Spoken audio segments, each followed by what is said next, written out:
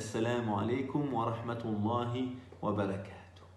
Nous sommes en cette fin de mois de Ramadan, que Dieu agrée votre jeûne, vos prières, vos aumônes, vos actes d'adoration, et Allah subhanahu wa ta'ala, dans sa grâce infinie, dans sa miséricorde, a établi un acte qui est la zakat al-fitr, l'aumône de rupture du jeûne, qui permet aux croyants de corriger les manquements qu'il a pu avoir dans son jeûne. Abdullah ibn Abbas, radiallahu anhuma, que Dieu les agrée, lui et son père, rappelle que le prophète alayhi salatu wassalam, a établi justement cette aumône en tant que purification pour le jeûneur. Tuhratan lis-sa'imi min al-lagwi war-rafath. Elle vient purifier celui-ci des erreurs qu'il a pu prononcer par sa langue, des paroles erronées ou futiles. Et elle est également tu'matan lis-sa'im. Elle est également cette nourriture pour le pauvre. Et elle doit être donnée, comme il le rappelle encore, avant la prière de la fête de l'Aïd. Et donc ici, Abdullah ibn Abbas nous rappelle que cette aumône de fin du jeûne a des maqasid, des finalités.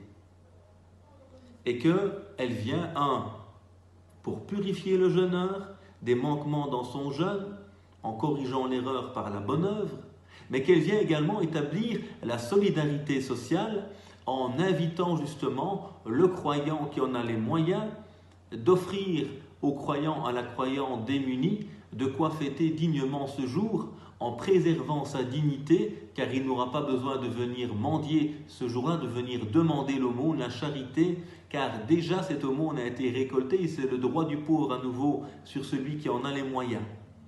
Et le prophète disait encore, alayhi salatu wassalam, préservez-les de devoir venir mendier justement ce jour-là. Et donc, cette aumône, qui a ses objectifs, doit être donnée avant la prière de l'aube.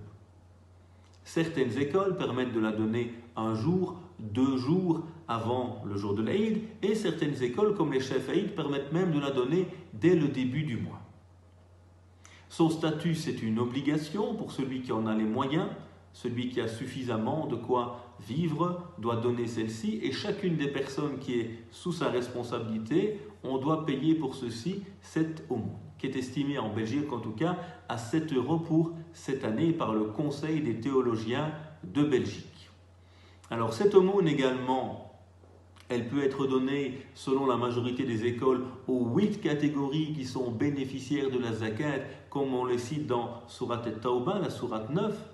Donc il y aura notamment les pauvres, les indigents, les endettés, les voyageurs, ceux dont les cœurs sont à gagner à l'islam, mais également fi sabilillah, dans le chemin de Dieu. Et donc on peut la donner à différentes catégories, pas uniquement aux pauvres, même si certaines écoles, les malikites essentiellement, estiment que ceux qui doivent avoir accès à cette aumône sont essentiellement les plus pauvres. Cette zakat, idéalement, est donnée où l'on vit parce qu'elle crée de la solidarité sociale dans le lieu où nous vivons. Et pour terminer, cette zakat peut être donnée, était donnée à l'époque du prophète alayhi salatu wassalam, en denrées, plus ou moins 2 kilos et un quart, selon les mesures de l'époque, adaptées aujourd'hui, selon la nourriture du moment. C'était de l'orge, c'était des dattes, etc. Alors, depuis très longtemps, certains compagnons et certains suivants parmi les pieux prédécesseurs, comme Al-Hassan al-Basri parmi les tabi'in, Sufyan al-Thawri parmi les tabi'in, le 5e calife bien guidé, Omar ibn Abdel Aziz, qu'il avait établi comme nom d'ailleurs dans l'Empire omeyyade, lorsque lui fut le représentant de cet empire, le responsable de cet empire. Et parmi les grandes écoles, l'école hanafite, qui en a fait son avis premier, et aujourd'hui, l'ensemble quasiment des autorités religieuses dans le monde musulman estiment qu'il est plus intéressant, plus pertinent de la donner en argent, de donner sa valeur. C'est l'avis du Conseil européen de la fatwa pour nous musulmans européens, du Conseil européen des oulémas marocains, à nouveau pour nous musulmans européens, c'est l'avis en Égypte, c'est l'avis au Maroc, en Tunisie, dans la plupart des pays musulmans. Et même chez les Hanbalites, on a un avis d'Ibn Taymiyyah qui dit qu'en cas d'intérêt, de maslaha rajiha, on peut la donner en argent. Et à l'époque du Corona d'ailleurs, même en Arabie qui est très strict sur cette question-là, on a permis, chez certains savants du Grand Conseil des théologiens là-bas, de la donner en argent.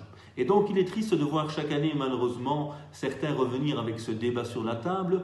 prétendant que la vraie sunna, que le seul avis pertinent serait de donner en doré. Ceci est un avis certes tout à fait respectable, mais ce n'est pas le seul avis, depuis toujours d'ailleurs. Et deuxièmement, Zakat el-Fitr, elle a des objectifs, des finalités. Et donner aujourd'hui des kilos de riz, 25, 50, 100 kilos de riz à un pauvre qui a une famille, qui souhaite faire la fête, alors qu'aujourd'hui personne ne meurt de faim chez nous réellement, c'est sans doute bien loin de l'esprit de la Zakat. C'est pourquoi les autorités savantes européennes, contemporaines et internationales, d'Al-Ifta en Égypte, etc., vont tous aller vers le fait de donner aujourd'hui la valeur de cette aumône, comme c'est le cas dans l'ensemble ou la grande majorité des mosquées et selon les autorités locales des musulmans d'Europe. Que Dieu agrée cette aumône, que Dieu agrée notre jeûne, nous permette de nous rapprocher de lui, d'avoir une compréhension profonde de la religion. Subhana rabbika rabbil izzati amma yasifun, wa salamun al mursalin, walhamdulillahi rabbil alamin.